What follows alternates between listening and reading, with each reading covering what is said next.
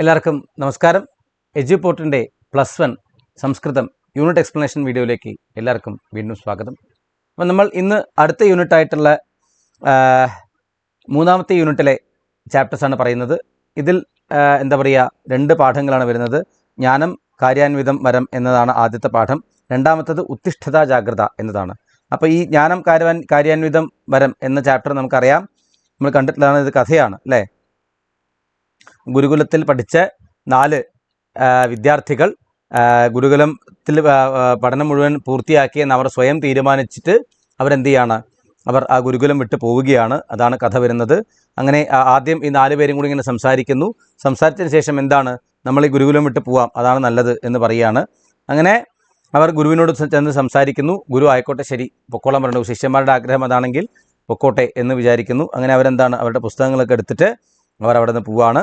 അങ്ങനെ പോകുന്ന വഴിക്ക് എന്താണ്, അവർ ഒരു 4 കൂടി ജംഗ്ഷനിൽ എത്തിച്ചേരുകയാണ്. അപ്പോൾ അവിടെ നിന്ന് അവർക്ക് എങ്ങോട്ടാണ് പോകേണ്ടത് എന്ന്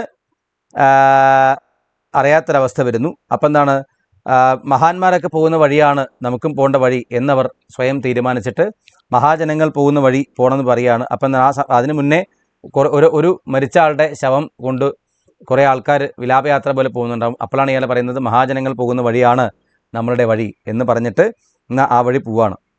അങ്ങനെ ആ വഴി പോകുന്ന സമയത്ത് എന്താ, അവരെ അവസാനം എവിടെ എത്തിച്ചേരും, അവർ ശ്മശാനത്തിൽ എത്തിച്ചേരും. അപ്പോഴാണ് ശ്മശാനത്തിൽ എന്താണ് കഴുതയുള്ളത്. കഴുതേനെ കാണുക. അപ്പോൾ എന്താണ്, ഉത്സവേ വ്യസനേ ശൈവ ദുർഭിഷ്ടേ പ്രാണസങ്കടേ രാജ്യദ്വാരെ ശ്മശാനേച്ച യസ് തിഷ്ഠതി സ ബാന്ധവ എന്ന തത്വം പറഞ്ഞിട്ട് ഈ കഴുത നമ്മുടെ ബന്ധുവാണ് എന്നവർ പറയുന്നു. ആ സമയത്താണ് ഒരു വേഗത്തിൽ പോകുന്ന ഒരു ഒട്ടകത്തിനെ കാണുന്നത്. അപ്പം എന്താണ്, മൂന്നാമത്തൻ പറയുന്നത് ധർമ്മസ്യ ത്വരിതോ ഗതി എന്ന് പറഞ്ഞുകൊണ്ട് ധർമ്മം വേഗം പോവുകയാണ് എന്ന് പറഞ്ഞിട്ട് എന്ത് ചെയ്യുന്നു, ഇത് ധർമ്മമാണ് എന്ന് പറയുന്നു. എന്നിട്ടോ ഇഷ്ടം ധർമ്മേനെ യോജിക്കേ, ഇഷ്ടത്തെ ധർമ്മം കൊണ്ട് യോജിപ്പിക്കണം എന്ന് പറഞ്ഞിട്ട് എന്ത് ചെയ്യാണ്, ഈ കഴുതയെയും ഉഷ്ട്രത്തിനെയും അവരെന്ത് ചെയ്യും, കഴുത്ത് ചേർത്ത് കെട്ടും. അപ്പോൾ എന്താണ്, അവസാനം ആ ഓണർ വന്നിട്ട് എന്താണ്, ആ കഴുതയുടെ മുതലാളി വന്നിട്ട് ഇവരെ അടിച്ചു ഓടിക്കും. എന്നതിന് ശേഷം എന്താണ്, അവരങ്ങനെ പോവുകയാണ്. പോകുന്ന സമയത്ത് ഇവർ നമ്മളെ ത്രാണം ചെയ്യുന്ന നൗകയ്ക്ക് പകരം ഇലയാണ് നമ്മളെ നദി കടത്തി വിടുക എന്ന ധാരണയിൽ എന്ത് ചെയ്യും, നദി അങ്ങോട്ട് ചാടും, ഒരുത്തന ഇലയിലേക്ക് ചാടും. അപ്പോൾ എന്താവും, ആ ഇല അങ്ങോട്ട് താഴ്ന്നു പോവും. അപ്പോൾ എന്താണ്, സർവനാശം സമുത്പന്നേ ഹ്യർത്ഥം ത്യജതി പണ്ഡിത, സർവനാശം വരുമ്പോൾ പണ്ഡിതന്മാർ പകുതി ത്യജിക്കണം എന്നുള്ള അർത്ഥം ഇവിടെ തെറ്റായി ധരിച്ചിട്ട് അയാളുടെ കഴുത്ത് അങ്ങോട്ട് അറക്കും. അങ്ങനെ ശരീരം വേറെ തല വേറെയാവും. അങ്ങനെ അവർ വീണ്ടും അടുത്ത ഗ്രാമത്തിലേക്ക് പോവും. അങ്ങനെ പോകുന്ന സമയത്ത് എന്ത് ചെയ്യും, അവിടുത്തെ ആൾക്കാരൊക്കെ ഇവർ വിളിച്ച് ഭക്ഷണം കൊടുക്കും. ഭക്ഷണം കൊടുക്കുന്ന സമയത്ത് എന്താണ്, ഇവർ ഓരോ ഭക്ഷണത്തിനും ഓരോരോ ന്യായം പറഞ്ഞിട്ട് ദീർഘസൂത്രേ വിനശ്യതി എന്ന് പറഞ്ഞിട്ട് സേവ കൊടുക്കുന്ന സമയത്ത് അത് വേണ്ടാന്ന് പറയും. മറ്റേ ആൾക്ക് അപ്പമാണ് കൊടുക്കുക. അതിനെന്താണ്, വിസ്തീർണം തദ്ഭവന് ചിരായുഷമി എന്ന് പറഞ്ഞിട്ട് എന്താണ്, വിസ്തീർണമുള്ളത് ആയുസ്സുണ്ടാകുകയില്ല എന്ന് പറഞ്ഞിട്ട് അയാൾ ആ ഭക്ഷണം കഴിക്കില്ല. മൂന്നാമത്തിന് വടയാണ് കൊടുക്കുക. അവനെന്താ, സോബി എന്താണ്, ഛിദ്രേഷ്വനർത്ഥാഹ ബഹുലീഭവന്തി, ഛിദ്രങ്ങൾക്ക് അനർത്ഥങ്ങൾ ബഹുലമായിട്ടുണ്ടാവും എന്ന് പറഞ്ഞിട്ട് എന്താണ്, അതും കഴിക്കാതെ അവൻ പോവുകയാണ്. അങ്ങനെ എല്ലാ ഗ്രാമവാസികളാലും പരിഹസിക്കപ്പെടുന്നവരായിട്ട് അവർ എന്താണ്, അവിടെ നിന്ന് പോവും എന്നർത്ഥം. അതിനാണ് ഇവിടെ പറയുന്നത്. അവസാനം ശാസ്ത്രത്തിൽ കാര്യങ്ങൾ കൃത്യമായിട്ട് പഠിച്ചാൽ മാത്രം പോരാ, ശാസ്ത്രങ്ങളെ സമർത്ഥരാണെങ്കിലും ലോകാചാരങ്ങൾ അറിയാത്തവരാണെങ്കിൽ അവർ പരിഹാസരായി തീരുന്നു, ഈ വിഡ്ഢികളായ പണ്ഡിതന്മാരെ പോലെ. അപ്പി ശാസ്ത്രേഷു കുശലാഹ ലോകാചാര വിവർജിതാഹ സർവേത്തെ ഹാസ്യതാം യാന്തി യഥാത്തെ മൂർഖ പണ്ഡിതാഹ, ഈ മൂർഖ പണ്ഡിതന്മാരെ പോലെ അവരും അപഹാസ്യത്തിന് പാത്രമായി തീരും എന്ന് പറഞ്ഞ് ഈ പാഠം ഇവിടെ അവസാനിക്കുകയാണ്. അതാണ് ഈ ഏകകത്തിലെ ആദ്യത്തെ പാഠം. ഇനി രണ്ടാമത്തെ പാഠം എന്താണ്, ഉത്തിഷ്ഠത ജാഗ്രത എന്ന് പറഞ്ഞ് സ്വാമി വിവേകാനന്ദൻ്റെ ഒരു ചാപ്റ്ററാണ്. അദ്ദേഹത്തെ പറ്റിയിട്ടുള്ള ഒരു പാഠഭാഗമാണ് ഇതിൽ വരുന്നത്. നമുക്കെന്താണ്, ആ പാഠഭാഗം എന്താണ് എന്ന് നമുക്ക് നോക്കാം. സ്വാമി വിവേകാനന്ദനെ പറ്റി പറയുന്നുണ്ട്. അദ്ദേഹത്തിൻ്റെ ജനനം എപ്പോഴാണ്, എവിടെയാണ് ജനിച്ചത്? അദ്ദേഹം കൊൽക്കട്ടയിലാണ്. 1863 അദ്ദേഹം ജനുവരി മാസം 12-ാം തീയതിയാണ് ജനിച്ചത്. അദ്ദേഹം ശ്രീരാമകൃഷ്ണ പരമഹംസരെ കാണാൻ പോകുന്നതും അങ്ങനെ അദ്ദേഹം അവിടെ രാമകൃഷ്ണ പരമഹംസരുടെ ശിഷ്യനായി മാറുന്നതും ആയിട്ടുള്ള കാര്യങ്ങൾ അതിൽ പറയുന്നുണ്ട് ആദ്യത്തെ ഈ പാരഗ്രാഫിൽ. ഈ ജനുവരി മാസം 12-ാം തീയതിയാണ് ലോക യുവജന ദിനമായിട്ടും ആഘോഷിക്കുന്നത് ലോകത്തെ എല്ലാ സ്ഥലത്തും. പിന്നെ അദ്ദേഹം ചിക്കാഗോയിൽ പോയിട്ട് നടക്കുന്ന 1893 ചിക്കാഗോയിലെ സർവ്വമത സമ്മേളനത്തിൽ sisters and brothers of America എന്ന് പറഞ്ഞ് അഭിസംബോധന ചെയ്തിട്ട് it fills my heart with joy unspeakable to rise and response for the warm and cordial welcome that you have given us. I thank you എന്ന് പറഞ്ഞിട്ട് ഭാരതം സംസാരിക്കുന്നു എന്നുള്ള തരത്തിലാണ് പറഞ്ഞത്. That you have given us എന്ന് പറഞ്ഞത്, ഞങ്ങൾക്ക് നൽകി എന്നാണ് പറഞ്ഞത്.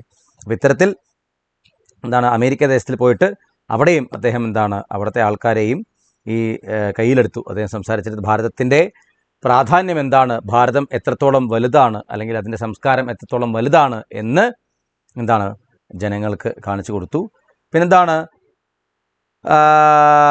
പാശ്ചാത്യ പൗരസ്ത്യ സംഹിതകളുടെയും എല്ലാം സമന്വയം അദ്ദേഹം ആഗ്രഹിച്ചു. പിന്നെ അദ്ദേഹം എന്തൊക്കെയാണ്, അദ്ദേഹത്തിൻ്റെ ദർശനങ്ങൾ എങ്ങനെയൊക്കെയാണ് അദ്ദേഹം കാര്യങ്ങളെ കണ്ടത് എന്നുള്ള കാര്യങ്ങളൊക്കെയാണ് ഇതിൽ പറയുന്നത്. ഭാരതീയരെ കർമ്മോന്മുഖന്മാരാക്കാൻ വേണ്ടി അദ്ദേഹം ഒരുപാട് ആഹ്വാനങ്ങളൊക്കെ ചെയ്തിരുന്നു. അദ്ദേഹം കർമ്മയോഗയിൽ വിശ്വസിച്ചിരുന്ന ആളാണ് സ്വാമി വിവേകാനന്ദൻ. അപ്പോൾ അതിനെ പറ്റിയിട്ടൊക്കെ നമ്മുടെ യുവാക്കളുടെ മനസ്സിനെ എത്രത്തോളം ദൃഢമാക്കണം, ശക്തമാക്കണം എന്നുള്ള കാര്യങ്ങളൊക്കെയാണ് അദ്ദേഹത്തിൻ്റെ ചിന്തകളൊക്കെ. അതാണ് ഈ പാരഗ്രാഫിൽ പറയുന്നത്. അതേപോലെ എന്താണ് വിദ്യാഭ്യാസം? Education is the manifestation of the divine perfection already existing in man എന്നാണ് സ്വാമി വിവേകാനന്ദൻ്റെ വിദ്യാഭ്യാസത്തെക്കുറിച്ചിട്ടുള്ള അദ്ദേഹത്തിൻ്റെ നിർവചനം. എഡ്യൂക്കേഷൻ എന്ന് പറഞ്ഞാൽ തൻ്റെ തന്നെ ഉള്ളിലുള്ള ആത്മസാക്ഷാത്കാരത്തിൻ്റെ പരിപൂർണതയാണ് വിദ്യാഭ്യാസം എന്നാണ് അദ്ദേഹം വിദ്യാഭ്യാസത്തെക്കുറിച്ചിട്ട് പറഞ്ഞിട്ടുള്ളത്. അപ്പോൾ എങ്ങനെയാണ് യഥാർത്ഥ ഗുരു, എങ്ങനെയാണ് ഗുരുവിൻ്റെ നിയോഗം എന്താണ്, ശിഷ്യന്മാർ ചെയ്യേണ്ട കാര്യങ്ങൾ എന്താണ് എന്നൊക്കെ അദ്ദേഹം ഇവിടെ ഈ പാരഗ്രാഫിൽ പറയുന്നുണ്ട്.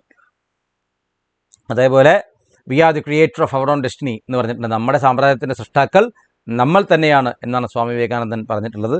അപ്പോൾ അതിനെ പറ്റിയിട്ട് സമൂഹനാശത്തിന് കാരണം നമ്മൾ തന്നെയാണ് എന്ന് ഓർക്കേണ്ടതാണ്. ഭാവിയിൽ ഏതവസ്ഥ ഉണ്ടാകണമെന്ന് നിർണ്ണയിക്കുന്നതിൽ ശക്തി നമ്മളിൽ തന്നെയാണുള്ളത് എന്നൊക്കെ പറഞ്ഞ് നമ്മൾ തന്നെ നമ്മുടെ എല്ലാം നേടണം എന്നുള്ള കാര്യങ്ങളാണ് അദ്ദേഹം ഈ പാരഗ്രാഫിൽ പറയുന്നത്. പിന്നെ എൻ്റെ കർമ്മധീരരായ യുവാക്കളെ, മമ കർമ്മധീരാഹ യുവകാഹ യുയം സർവേ മഹാന്തി കാര്യാണി കർത്തുമാഗതാഹ ഇത് വിശ്വാസഃ യുഷ്മാസു ആവശ്യം ഭവേത്. നിങ്ങൾക്ക് ഇവിടെ വലിയൊരു കാര്യം ചെയ്യാൻ വന്നവരാണ് എന്ന വിശ്വാസമാണ് നമുക്ക് വേണ്ടത്. നിർഭാഗ്യവശാൽ ഇന്നത്തെ ഒരു സമൂഹത്തിലെ തലമുറകൾക്ക് എന്തുകൊണ്ടോ പല ആൾക്കാർക്കും, എല്ലാവർക്കും എന്ന് പറയാൻ പറ്റില്ല, പല ആൾക്കാർക്കും ഒരു ലക്ഷ്യബോധമില്ലാതെയാണ് പലരും ഇങ്ങനെ മുന്നോട്ട് പോയി കാണുന്നത്. അപ്പോൾ ഈ സ്വാമി വിവേകാനന്ദൻ്റെ കോട്സൊക്കെ നമ്മൾ ജീവിതത്തിൽ സ്വീകരിക്കണമെന്നർത്ഥം. ഓക്കെ, അപ്പോൾ ഇത്തരത്തിലാണ് അദ്ദേഹം ഒരിക്കലും പേടിക്കരുത് എന്ന് പറയാണ്. അതാണ് ഉത്തിഷ്ഠത ജാഗ്രത എന്ന് സ്വാമി വിവേകാനന്ദൻ പറഞ്ഞത്. Arise awake and stop not till the goal is reach എന്ന് പറഞ്ഞത്. ഉത്തിഷ്ഠത ജാഗ്രത പ്രാപ്യ വരാൻ നിബോധത. ഉണരൂ, എഴുന്നേൽക്കൂ, നിങ്ങളുടെ ലക്ഷ്യം നേടുന്നത് വരെ നിങ്ങൾ തളരരുത് എന്നാണ് അദ്ദേഹം പറഞ്ഞിട്ടുള്ളത്. ഇനി സ്വാമി വിവേകാനന്ദൻ്റെ ഒരു കഥ പറയുകയാണ്. അദ്ദേഹം കാശി തീരത്ത് നഗരത്തിൽ ഇങ്ങനെ പോകുന്ന സമയത്ത് കുറേ കുരങ്ങുകൾ അദ്ദേഹത്തെ തുരത്തി വന്നതും അദ്ദേഹം പേടിച്ച് ആദ്യം ഓടിയതും പിന്നീട് ഒരു ഒരാളെ കണ്ടതും ഓടരുത്, അവർക്ക് അഭിമുഖമായി ചെല്ലൂ എന്ന് പറഞ്ഞതും സ്വാമി വിവേകാനന്ദൻ ബലമായി നിന്നതും അങ്ങനെ ആ കുരങ്ങന്മാർ പേടിച്ച് ഓടിയതും ആ കഥ ഇവിടെ പറയുന്നുണ്ട്.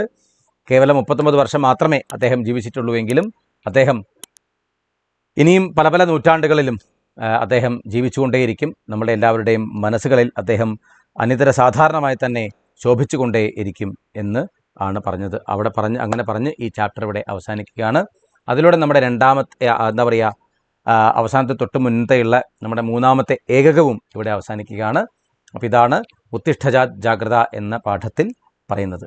അപ്പോൾ അടുത്ത ഒരു വീഡിയോയിൽ നമുക്ക് അവസാനത്തെ ഏകകത്തിലെ വൃത്താനി അലങ്കാരാണി വൃത്താനി എന്ന 2 ചാപ്റ്റർ നമുക്ക് നോക്കാം. നന്ദി, നമസ്കാരം.